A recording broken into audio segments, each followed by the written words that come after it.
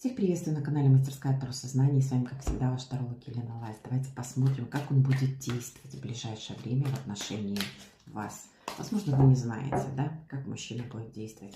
Вы не забывайте подписываться на наш канал, ставить лайк и писать комментарии. Итак, по первой позиции, как мужчина будет действовать. Ну, здесь мужчина